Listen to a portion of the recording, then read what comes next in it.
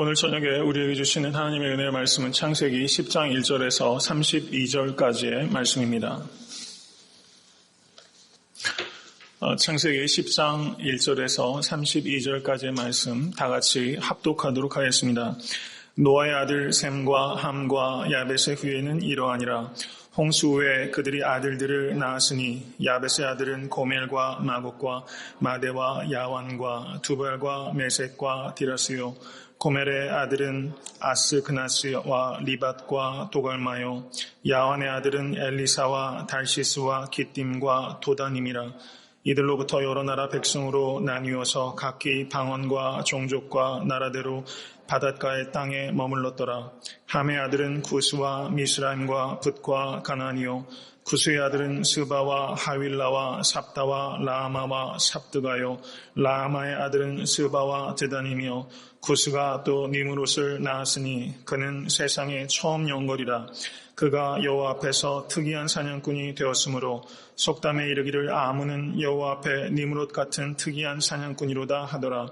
그의 나라는 시날 땅의 바벨과 에렉과 아갓과 갈레에서 시작되었으며 그가 그 땅에서 아스루로 나아가 니느웨와 르호보딜과 갈라와 및 니느웨와 갈라 사이의 레센 이는 큰 성이라를 건축하였으며 미스라임은 루딘과 아나님민과 르하빈과 납두힘과 바두루심과 가슬루힘과 갓도림을 낳았더라. 블레셋이 가슬루힘에게서 나왔더라. 가나안은 장자 시돈과 헷을 낳고 또 여부스 족속과 아모리 족속과 기르가스 족속과 히위 족속과 알가 족속과 신 족속과 아르와 족속과 스말 족속과 하마 족속의 조상을 낳았더니 이후로 가나안 자손의 족속이 흩어져 저였더라. 가나안의 지경은 시돈에서부터 그날을 지나 가사까지와 소돔과 고모라와 에드마와 스보임을 지나 라사까지였더라.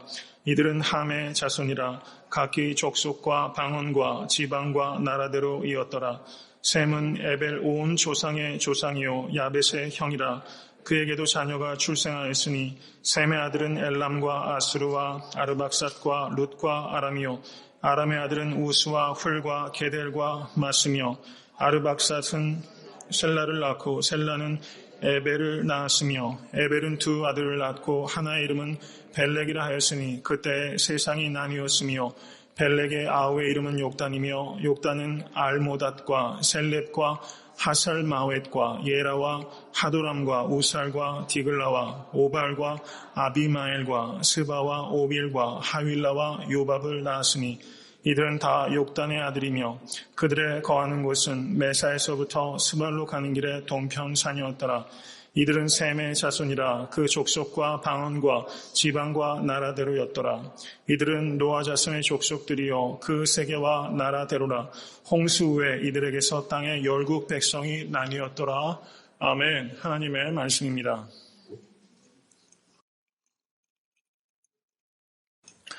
이 족보를 읽으면서 제가 이스라엘 사람들 목회라는 게 아닌 게 얼마나 다행인가 생각이 들었습니다.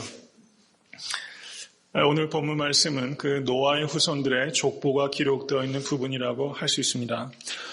여러분 어떠세요? 지금같이 합독하면서 오늘 말씀을 들을 때 한번 그렇게 성도님들께서 연상하시면서 말씀을 들으면 좋을 것 같습니다. 만약에 성도님들께서 설교자라면 오늘 본문을 가지고 어떻게 설교하시겠어요? 한번 그렇게 여러분들께서 생각을 하시면서 오늘 말씀을 들으면 훨씬 더 많은 유익을 얻지 않을까 그런 생각을 해봅니다. 창세기 오늘 10장 1절부터 이어지는 말씀 앞에 있는 내용은 창세기 6장 9절에서부터 9장 29절까지의 큰 대단원이 마감이 되고 지금 새로운 단락이 시작되고 있다는 것을 염두에 둘 때 바르게 읽힙니다. 창세기 6장 9절을 보시면 노아의 사적은 이러하니라 라고 그 노아에 대한 이야기가 시작되면서 홍수 사건이 기록됩니다. 노아의 사적은 이러하니라. 그리고 9장 29절에 향년이 950세에 죽었더라 라고 말하면서 노아의 죽음을 기록하고 있어요. 그래서 홍수 사건과 노아와 새 언약에 대해서 하나님께서 가리키신 것이 창세기 6장 9절로 9장 29절까지의 내용이라고 볼 수 있다는 겁니다. 그 다음에 오늘 10장 1절을 보시면 노아의 아들 셈과 함과 야벳의 후예는 이러하니라 또 이렇게 말씀하고 있어요. 이러하니라. 이것은 전형적인 표현입니다. 이러하니라. 이것이 히브리 말로 톨레도시라고 이야기를 해요. 그래서 창세기의 구분은 이 톨레도시 반복될 때 그것을 큰 단락으로 이해하면 정확하게 우리가 볼 수 있다는 겁니다. 6장 9절도 노아의 사적은 이러하니라 라는 말로 시작해서 새로운 단락이 시작되는 것을 명확하게 나타냈고, 그리고 10장 1절이 또 노아의 후예는 이러하니라 라고 말하면서 새로운 단락이 시작되고 있다는 것을 사인을 우리에게 보내고 있다는 겁니다. 그러면 그 후에 나오는 이러하니라는 어디에 발견되냐면요. 창세기 11장 10절을 한번 보시기 바랍니다. 11장 10절. 창세기 11장 10절을 보시면 셈의 후예는 이러하니라 라고 말하고 있어요. 이러하니라. 이것이 히브리 말로 뭐라고요? 톨레도시라고 그래요. 톨레도. 그래서 창세기 11장 10절에서는 새로운 단락이 시작되고 있다는 것을 명확하게 나타내고 있다는 겁니다. 그렇게 본다면 창세기 10장 1절부터 창세기 11장 8절까지는 한 묶음이라고 이해할 수 있다는 것이고, 창세기 10장은 노아의 후손들에 대한 족보라면 창세기 11장 1절에서 8절까지는 여러 성도님들께서 잘 아시는 대로 바벨탑 사건이 기록되어 있는 부분이에요. 그러면 여기에서 우리가 질문할 수 있습니다. 노아의 자손들의 족보가 기록되어 있는 것과 그리고 바벨탑 사건이 왜 한 묶음으로 성경 기자는 이것을 묶었을까 하는 거예요. 두 사건이 족보와 바벨탑이라는 매우 이질적인 내용이 연속되어 나타나 있다는 것이고, 그것이 한 단락으로 성경 기자는 묶고 있다는 것입니다.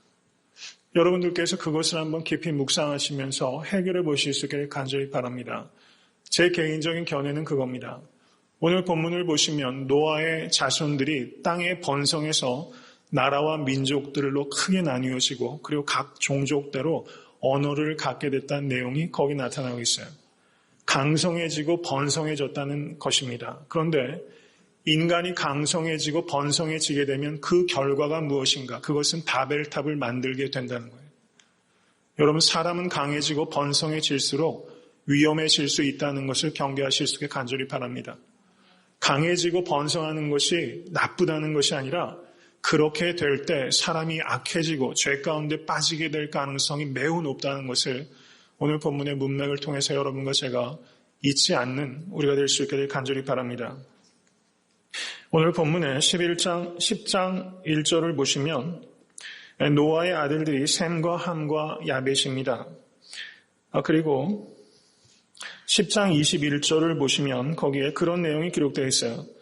셈은 에벨 온 자손의 조상이요 야벳의 형이다 이렇게 말하고 있습니다. 셈이 야벳의 형입니다. 그리고 9장 24절을 보시면 노아가 술이 깨어 그 작은 아들이 자기에게 행한 일을 알고 그렇게 언급하고 있어요. 함을 작은 아들이라고 표현하고 있다는 겁니다. 그런데 거기에서 작은 아들이라고 표현하고 있는 그 히브리 말은 막내 아들을 가리킬 가능성이 매우 높다라고 이렇게 이해할 수 있습니다. 그렇게 되면 셈이 제일 큰 형이고 그 다음에 야벳이 둘째고 그리고 함이 나이로 따지면 제일 막내다라고 우리가 결론을 내려도 크게 틀리지 않은 결론이다 이렇게 말할 수 있다는 겁니다. 그러면 나이 순으로 따지면 셈의 족보가 제일 먼저 나오고 야벳의 족보가 그 다음에 나오고 그 다음에 함의 족보가 나오는 것이 나이 순서대로 맞는 순리대로의 족보라고 할 수 있을 거예요. 그런데 오늘 본문을 보시면 그 족보가 나이 순서대로 되어 있지 않고 야벳의 족보가 제일 먼저 기록되어 있고 그 다음에 함의 족보 그리고 셈의 족보가 제일 뒤로 가고 있다는 것을 우리가 발견할 수 있다는 것입니다. 선택받은 자의 계보가 제일 뒤에 나타나고 있다는 특징이 있다는 겁니다. 이것이 창세기 전체에서 일관된 방식이라는 것을 우리가 살펴볼 수 있습니다. 창세기 5장을 보시면 셋의 족보가 나타나고 있습니다. 그런데 4장 16절 이하를 보시면 거기에 가인의 족보가 나오고 있어요. 선택받지 못했던 가인의 족보가 먼저 나오고 선택받은 셋의 족보가 그 뒤에 나타나고 있다는 겁니다. 그리고 창세기 25장을 보시면 이스마엘의 족보가 먼저 나오고 그 다음에 선택받은 이삭의 족보가 그 뒤를 잇고 있어요. 그 다음에 창세기 36장을 보시면 에서의 족보가 나오고 37장에 야곱의 족보가 나타나고 있어요. 공이 창세기에 수많은 족보들이 나오는데 말씀드린 대로 선택받지 못한 자의 족보가 앞서고 선택받은 자의 족보가 뒤에 나타나고 있다는 것입니다. 이것은 창세기 기자인 모세가 명확하게 강조하려고 하는 의도가 있다는 거예요. 그것은 무엇입니까? 선택받은 자의 족보를 강조하고 그리고 성경을 읽는 독자가 선택받은 자의 족보에 집중할 수 있도록 하려는 의도가 이 모세에게 명확하게 있다는 사실입니다. 저는 이것을 묵상하고 관찰하면서 이런 생각을 하게 됩니다. 모쪼록 사랑하는 성도님들께서 성경에 나타나는 여러 가지 내용들을 깊이 묵상하셔서 선택받은 자의 계보가 뒤에 나타나고 선택받지 못한 자의 계보가 앞서 있다는 것과 같은 어떻게 보면 우리가 간과하기 쉬운 그러나 명확한 영적인 가르침이 있는 것들을 세밀하게 관찰할 수 있는 눈이 성도님과 저에게 열릴 수 있기를 간절히 축원합니다. 모쪼록 성도님들의 기도 가운데 지식의 은사와 지혜의 은사를 구하실 수 있기를 간절히 바라고 그 은사가 성도님들에게 풍성하게 임하게 되기를 주님의 이름으로 간절히 축원합니다. 창세기 10장에서 셈의 계보가 10장 21절부터 31절까지 기록되어 있습니다. 그리고 32절은 10장 전체 족보의 결론이 기록되어 있다. 이렇게 보면 틀림없습니다. 그런데 오늘 본문을 구체적으로 강의하기 전에 한 가지 우리가 살펴봐야 되는 것은 창세기 11장 10절을 다시 한번 가보시기 바랍니다. 창세기 11장 10절. 거기에 보시면 그렇게 언급하고 있습니다. 셈의 후예는 이러하니라. 셈의 후예는 톨레돗. 셈은 100세 곧 홍수 후 2년에 아르박삿을 낳았고 라고 말하면서 셈의 후예를 언급하기 시작해요. 그리고 11장 27절을 보시면 11장 27절을 보시기 바랍니다. 데라의 후예는 이러하니라. 데라는 아브람과 나홀과 하란을 낳았고 하란은 룻을 낳았으며 라고 언급하고 있어요. 여기에서 이 셈의 족보의 절정은 누구입니까? 아브라함을 언급하고자 하는 게 이 족보의 목적이라는 거예요. 아브라함이 셈의 족보의 절정입니다. 셈의 족보의 초점은 아브라함에게 맞춰져 있다는 거예요. 성경은 이렇게 구속사의 흐름에 초점을 맞추고 있다는 것을 분별하시면서 말씀을 읽으실 수 있게 되기를 간절히 바랍니다. 이것을 통해서 이 족보를 통해서 여러분과 제가 생각해야 되는 것은 세상이 주목하는 인생과 하나님께서 주목하는 인생은 전혀 다를 수 있다는 것을 우리가 기억해야 한다는 것입니다.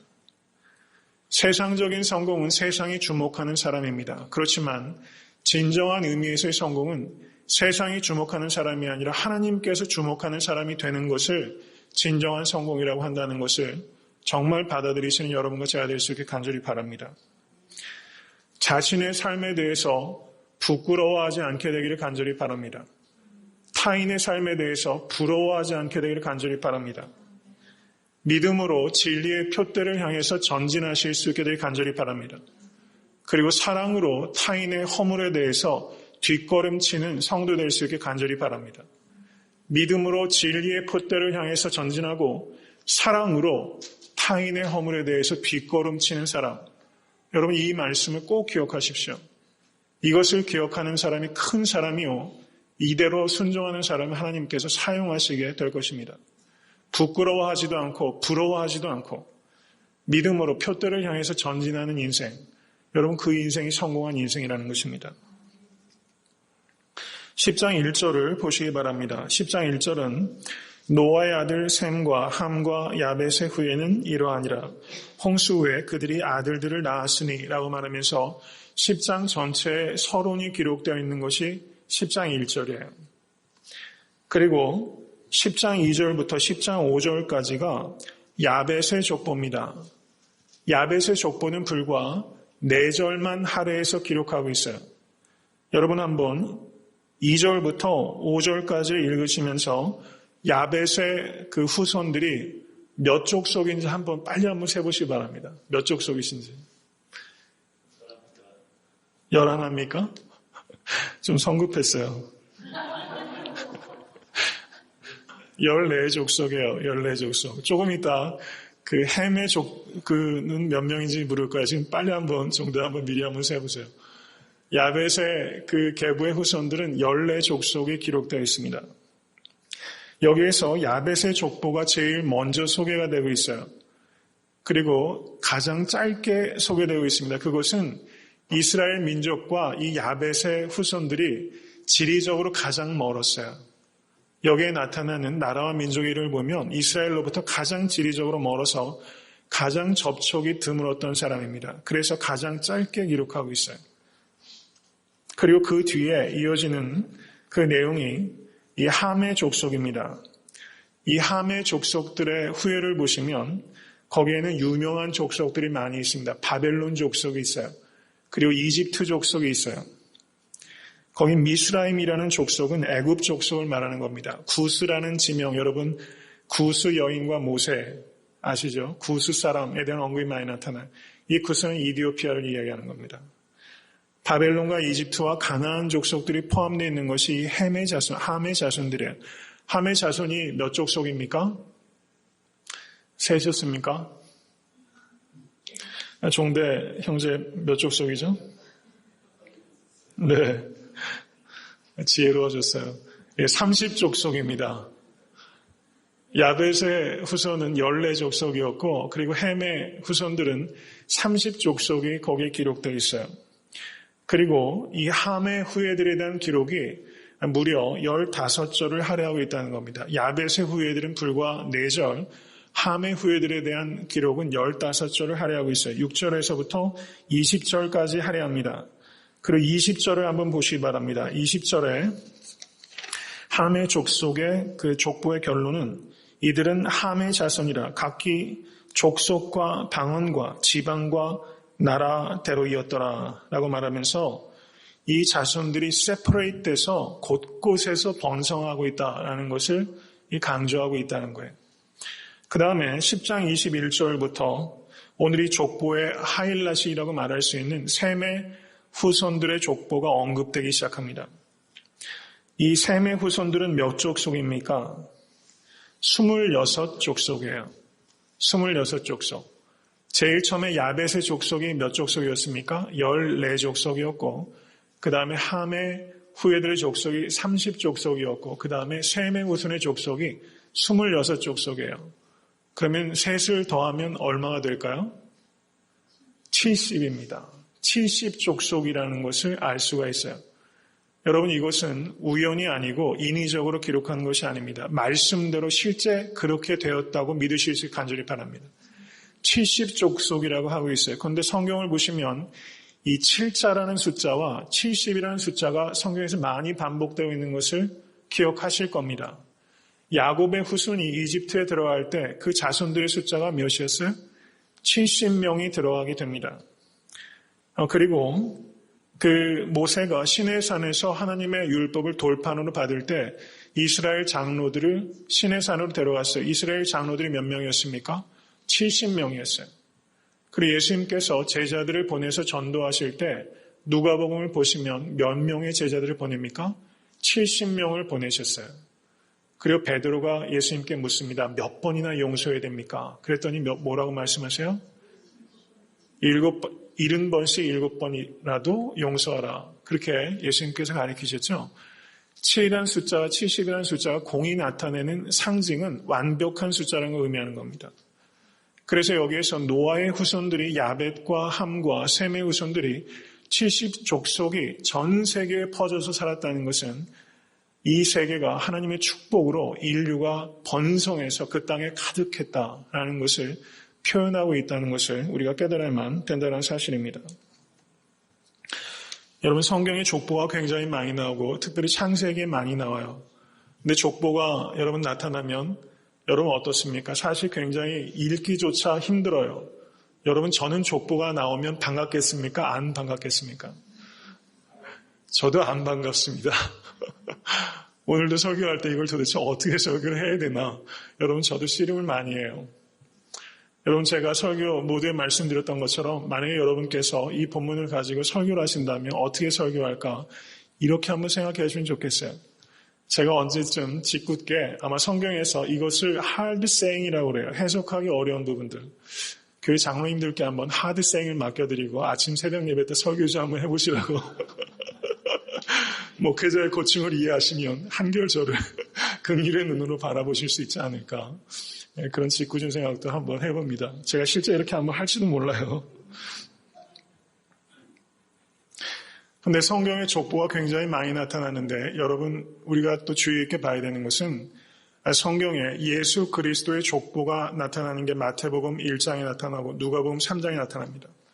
여러분 예수 그리스도의 족보 뒤에 나오는 족보를 성경에서 발견하신 적이 있습니까? 성경은 예수 그리스도의 족보 뒤에는 사람의 족보를 길게 말하고 있지 않다는 것을 우리가 또 발견해야 된다는 것입니다. 예수 그리스도의 족보로 구속사의 족보는 완성됐다는 것을 의미하는 것입니다. 더 이상은 족보가 무의미해졌다는 것을 상징적으로 나타내는 것이 예수 그리스도의 족보라는 것입니다. 이것을 우리가 깨닫게 되고 마음에 뜨거운 감격이 있을 수 있게 간절히 바랍니다. 오늘 이 셈의 족보가 누구에게 이어집니까?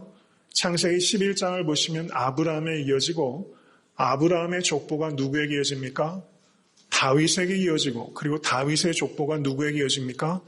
예수 그리스도, 다윗의 후손 예수 그리스도에게 이르러서 구속사의 족보가 예수 그리스도로 종료돼서 완결되었다는 것을 성경은 선포하고 있다는 사실입니다. 이것은 우리에게 더 이상 족보는 중요하지 않다는 것입니다. 이제는 혈통이 중요한 것이 아니라 믿음으로 구원을 얻는다라는 것을 예수 그리스도의 족보는 상징적으로 우리에게 말씀하고 있다는 사실입니다. 구속사의 초점은 예수 그리스도의 십자가입니다. 모쪼록 성도님들의 삶의 초점이 세상의 혈통이 아니라 예수 그리스도의 십자가가 되실 수 있게 간절히 축원합니다. 그것이 표대입니다.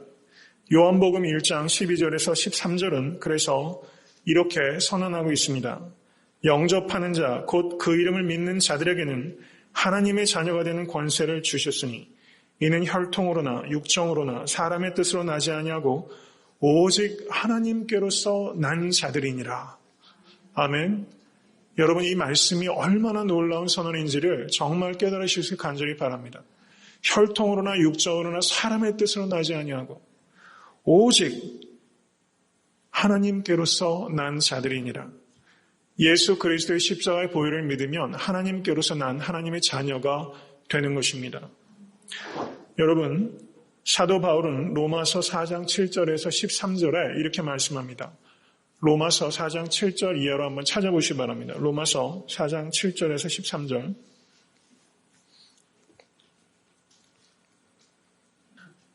다 같이 합독하도록 하겠습니다. 그 불법을 사하심을 받고 그 죄를 가리우심을 받는 자는 복이 있고 주께서 그 죄를 인정치 아니하실 사람은 복이 있도다 함과 같으니라. 그런즉 이 행복이 할례자에게뇨 혹 무할례자에게도뇨 대저 우리가 말하기를 아브라함에게는 그 믿음을 의로 여기셨다 하노라. 그런즉 이를 어떻게 여기셨느뇨? 할례시냐 무할례시냐? 할례시가 아니라 무할례시니라.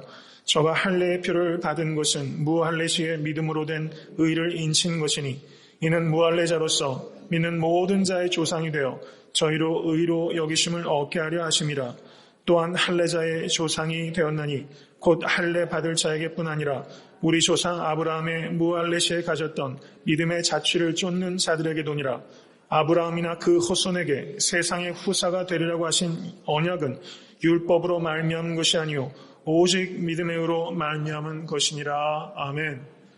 여러분 이 말씀을 우리가 온전히 깨닫지 못해서 그렇지 이 말씀은 엄청난 복음의 진리를 우리에게 선언하고 있다는 사실이에요.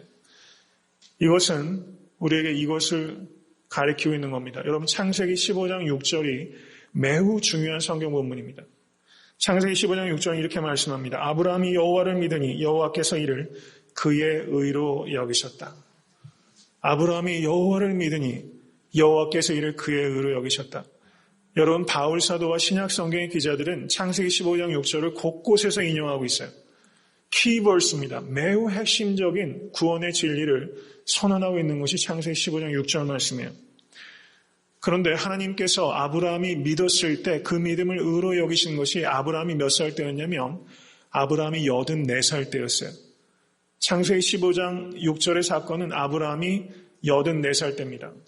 그런데 아브라함이 믿음으로 의롭다 된 것을 인친 사건이 할례를 받은 것입니다. 그 할례 받은 것이 아브라함이 몇 살 때입니까? 아브라함이 99살에 할례를 받은 거예요. 믿음으로 의롭다함을 받은 것이 몇 살 때입니까? 84살 때 의롭다함을 받은 거예요. 그리고 그것을 공개적으로 인침을 받은 것이 99살입니다. 그래서 사도 바울이 말하는 게 그거예요. 믿음으로 의롭다 된 것이 무할례 시에 의롭다 되었느냐, 아니면 할례 시에 의롭게 되었느냐, 무할례 시가 아니냐.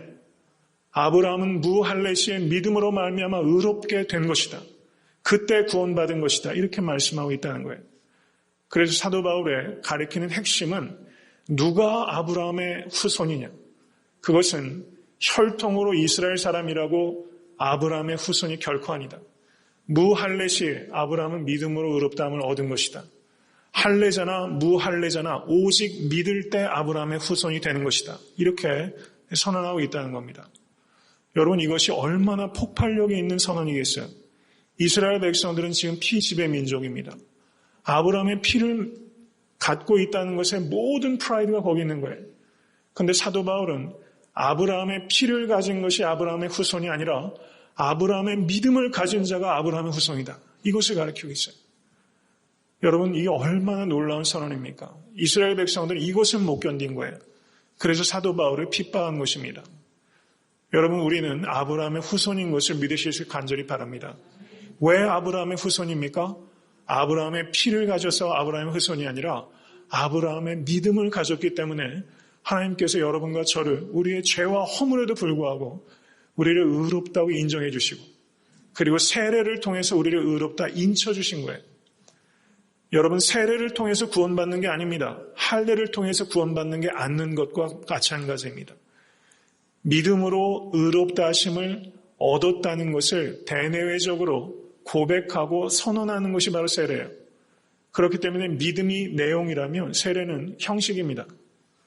믿음이 있으면 구원받는 것입니다. 세례받았다 구원받는 게 아닙니다. 세례받았다 할지라도 참된 믿음이 없다면 구원받지 못합니다. 여러분, 세례가 여러분의 믿음을, 여러분의 구원을 보증해 주는 게 아니에요. 오직 믿음으로 우리는 구원을 얻게 된다는 것을 기억하실 수 있게 간절히 바랍니다. 그러므로 우리는 성경을 통해서 인종과 혈통 때문에 아브라함의 후손이 되는 것이 아니라 오직 믿음 때문에 아브라함의 후손이 된다는 결론에 도달한 겁니다. 이것을 그대로 적용한다면 우리는 누구의 후예입니까? 우리는 야벳의 후손입니까? 아니면 함의 후손입니까? 셈의 후손입니까? 성경은 우리가 믿음으로 셈의 후손이라고 말씀하고 있다는 사실입니다. 오늘 본문을 통해서 여러분과 제가 그것을 받아들여야 돼요. 오늘 성경 창세기 10장 21절 이하를 보시면 여러분, 셈의 후손이 몇 족 속이에요? 26족 속이에요. 여러분의 이름 여기 있어요? 눈에 보입니까? 우리의 육안은 성도님들의 이름을 여기서 발견할 수 없어요. 그렇지만 믿음의 눈은 내 이름이 셈의 후손의 계보 안에 있는 겁니다. 오늘 말씀의 핵심은 그거예요. 우리가 믿음으로 예수님을 주와 그리스도로 영접했다면 우리는 셈의 후손이요 아브라함의 후손이요 하나님의 자녀입니다 라는 것입니다. 여러분, 이것이 여러분의 정체성 될 수 있게 간절히 축원합니다. 이것을 믿으면 부러울 것도 없고 이것을 믿으면 부끄러울 것도 없어요. 여러분, 새끼 못 먹으면 어때요? 여러분, 이런 말 하기가 좀 부끄러워요. 제가 두 끼밖에 못 먹고 고생을 좀 해봤으면 이런 말도 좀 떳떳하게 하겠는데 그렇다고 다 그런 걸 경험을 해야 되는 것도 아니고 하자니 또 두려운 마음도 있고 그런데 그런 생각이, 목회자로서는 그런 생각도 좀 들어요. 어려움도 좀 겪어봐야 목사가 되지 않겠나 이런 생각도 들고 하나님께서 필요하시면 고난도 주실 거라고 각오하고 있습니다. 여러분, 정말 우리가 부끄러워할 것도 없고 부러워할 것도 없어요. 어떨 때 그게 가능합니까? 나는 셈의 후손이다. 나는 아브라함의 후손이다. 여러분, 창세기 10장에 여기에서 여러분의 성함이 눈에 보이면 여러분 우리는 이길 수 있게 되는 겁니다. 모쪼록 이 저녁에 여러분의 성함이 셈의 후손의 계보에서 발견되는 은혜가 임할 수 있게 되기를 주님의 이름으로 간절히 축원합니다. 한 가지 더 강조해야 되는 것은 여기에서 70족속이 언급되고 있고 셈의 족속은 26족속입니다. 셈의 족속에게 하나님께서 주시는 사명은 특권의식이 아니에요. 책임의식을 주는 겁니다. 하나님께서는 나는 셈의 후손이다 라는 것을 통해서 safety, 나는 안전해 라는 것을 생각하라는 것이 아니라 하나님께서 주신 그 은혜에 감격해서 나머지 족속에 대한 하나님의 마음을 가지고 그들을 구원으로 이끄는 책임의식을 가져라라는 것을 가르치고 있다는 겁니다. 여러분, 이스라엘 백성들이 왜 문제를 갖게 됩니까? 선민의식은 특권의식이 아니라 책임의식입니다. 여러분, 우리가 그리스도인이 됐다는 것은 특권의식이 돼서는 안 돼요. 책임의식이 되어야 될 줄로 믿습니다. 여러분, 우리가 오늘 본문에서 구체적으로 이것을 적용한다면 모쪼록 첫 번째는 성도님들께서 나는 셈의 후손이다 라는 정체성을 확고하게 하시는 겁니다. 두 번째는 함의 후손을 전도해야 된다는 사실입니다. 그러면 어떻게 함의 후손을 전도할 수 있을까 하는 문제예요. 여러분, 오늘 족보를 보시면 특별히 10장 8절에서 14절 말씀을 보시기 바랍니다. 거기에서 무려 7절을 할애해서 강조하고 있는 사람이 한 사람이 있어요. 니므롯이에요. 야벳의 후손은 4절밖에 기록을 안 했는데 니므롯에 대해서는 7절을 할애하고 있어요. 이건 굉장히 비대칭입니다. 니므롯을 강조하고 있어요. 근데 니므롯은 어떤 사람입니까? 함의 후손입니다. 니므롯이라는 이름의 뜻이 하나님께 대적하다라는 뜻이 있어요. 그런데 이 사람이 성경은 말하기를 처음 영걸이라 이렇게 말했어요. 히어로입니다. 영웅이라고 말하고 있어요. 그리고 영어 번역은 A Mighty Warrior 이렇게 번역하고 있어요. 위대한 전사였어요.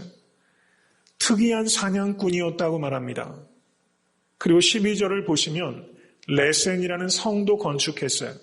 유명하고 유력하고 건축하는 사람이요. 전쟁에 나가면 연전연승하는 전쟁의 신입니다. 처음 연거래요. 그런데 그 사람이 어떤 사람입니까? 하나님께 대적하는 사람이에요. 성경은 이것을 강조하고 있어요. 여러분, 여태까지 우리가 인생을 어떻게 살아왔습니까? 혹시 니므롯이 되려고 시간과 물질과 정력을 다 쏟고 있지는 않습니까? 여러분, 우리는 니므롯이 되려고 그래요. 여러분, 목회자들도 니므롯 같은 목사가 되려고 하는 사람들이 없지 않습니다. 여러분, 저에게는 그런 본능이 없겠어요? 니므롯과 같이 처음 영걸이라 유명한 목사가 되고자 하는 욕구가 저에게 얼마나 강한지 모릅니다. 그것과 싸우고 있는 거죠. 제 밑바닥에는 그런 욕구가 사실은 숨겨 있는지 몰라요. 제가 들추지 않아서 그렇지. 여러분, 니므롯이 되려고 혹시 공부하고 있지 않습니까? 니므롯이 되려고 돈 벌고 있지 않습니까? 니므롯 행세하려는 것을 멈추실 수 있게 간절히 축원합니다. 성경은 이 니므롯이 얼마나 위험한가 하는 것을 7절을 할애해서 강조하고 있다는 사실에 여러분, 니므롯이 돼서는 안 되는 것입니다. 그럼 여기에서 우리에게 강조하고 있는 바는 무엇입니까? 10장 21절 이하에 나오는 셈의 계보를 한번 보세요. 거기에는 특별히 언급하고 있는 사람이 없어요. 유명한 사람이 하나도 없어요. 무명한 사람들밖에 없어요. 그런데 바로 여기에서 성경은 우리에게 가르치고 있다는 겁니다. 성경은 여러분에게 이렇게 말씀하는 겁니다. 세상에서 주목받는 사람이 되려고 하지 말고 하나님께서 주목하는 인생이 되어라 라는 것을 가르치고 있어요. 그것을 성공이라고 말해요. 여러분, 이 생각 바꾸는 게 너무 어려워요. 이 생각이 안 바뀌어요. 죽어야 바뀝니다. 예수 그리스도의 십자가 연합할 때만 세상에서 유명한 사람 되려고 하는 욕구를 버릴 수 있어요. 여러분, 이거 쉬운 일 아닙니다. 부활의 신앙이 아니고서는 이 욕구를 죽일 수가 없다는 것을 깊이 생각하실 수 있게 간절히 축원합니다. 이것을 위해서 씨름하십시오. 셈의 계보의 특징은 단 하나예요. 믿음의 계보라는 겁니다. 유명한 사람 하나 없어요. 유력한 사람 하나 없어요. 그런데 그들은 하나님께서 주목하는 사람이었어요. 그리고 믿음으로 유명한 계보였다는 겁니다. 믿음에 성공할 때 인생에 성공하는 것입니다. 믿으십니까? 정말 이것을 믿기를 원합니다. 제 자신도 이걸 믿기를 원합니다. 모쪼록 믿음에 성공하는 것이 인생에 성공하는 것이다. 이것을 정말 받아들이실 수 있게 간절히 축원합니다. 자녀 교육의 성공은 무엇입니까? 믿음에 성공하는 자녀를 키우는 거예요. 손집사님 꼭 그런 자녀 키우십시오. 때가 악합니다. 믿음에 성공하는 자녀. 그걸 애 귀에 못이 박히도록 얘기하셔야 돼요. 믿음에 성공하는 자녀가 성공하는 자녀가 된다는 사실. 여러분 사도행전 1장 23절 이하를 보시면 사도행전 1장 23절 경청하시기 바랍니다. 거기에 이렇게 말하고 있어요. 사도행전 1장 23절 우리가 같이 한번 읽어볼까요? 저희가 두 사람을 천하니 하나는 바사바라고도 하고 별명은 유스도라고 하는 요셉이요 하나는 마띠아라. 여러분 예수 그리스도의 사도들 중에서 가룟 유다가 배신해서 자살합니다. 한 사람을 사도로 세워야 돼요. 두 사람이 천거가 됐어요. 처음에 이야기되고 있는 사람이 누굽니까? 바사바라고도 하고 별명은 유스도요. 그리고 요셉이라고 하는 사람 이름이 몇 개요? 3개나 돼요. 그리고 앞에 기록하고 있어요. 세상 사람들이 주목하는 사람은 마띠아가 아닙니다. 유스도, 요셉, 바사바였어요. 여러분 저는 우리 교회가 이 요셉을 뽑는 교회가 아니라 마띠아를 뽑아낼 수 있는 교회가 되기를 원해요. 세상이 주목하는 사람이 아니라 하나님께서 주목하는 사람을 세울 수 있는 교회. 그런 교회 되는 거 쉬운 일 아닙니다. 그런데 정말 이런 교회가 돼야 돼요. 완벽해서 세워집니까? 완벽해서 목사가 되면 목사 될 사람이 누가 있겠어요? 직분자도 완벽해서 받는 거 아닙니다. 자기를 작은 자라고 여기는 사람이 직분 받을 수 있는 거예요. 모쪼록 그 마음을 가지실 수 있게 주님의 이름 간절히 축원합니다. 이것이 하나님의 일관된 방식이라는 거예요. 니무롯을 통해서 역사하지 아니하시고 셈의 계보를 통해서 하나님의 나라는 확장된다는 사실. 여러분 이것을 정말 믿으실 수 있게 간절히 바랍니다. 말씀을 맺습니다. 여러분 그 도자기 좋아하세요? 그 도예학과라는 공부하는 젊은이들도 많이 있어요. 그 인류 도예공과 삼류 도예공의 차이는 뭔지 아십니까? 인류 도예공은 많이 깨뜨린 사람이에요. 자기의 스탠다드가 있어서 거기에 못 미치면 다 깨는 사람이에요. 삼류 도예공은요 아까워서 못 깨뜨려요. 그걸 다 내다 팔아요. 여러분 삼류 소설가와 인류 소설가의 차이는 뭔지 아십니까? 삼류 소설가는 자기가 공부한 것을 아까워서 못 버려요. 책에 다 집어넣어요. 그런데 인류 작가는요 잘 빼는 사람이에요. 여러분 정말 인류는요 덧셈에 성공하는 사람이 아니라 뺄셈에 성공하는 사람이 인류입니다. 정말 인류는 뺄셈에 성공하는 사람이에요. 저를 한번 따라해 보시기 바랍니다. 믿음이란 자기 성취가 아니라 자기 부인입니다. 믿음이란 믿음을 가지고 자아 성취하려고 하지 마세요. 여러분 그거는 우상 숭배하는 겁니다.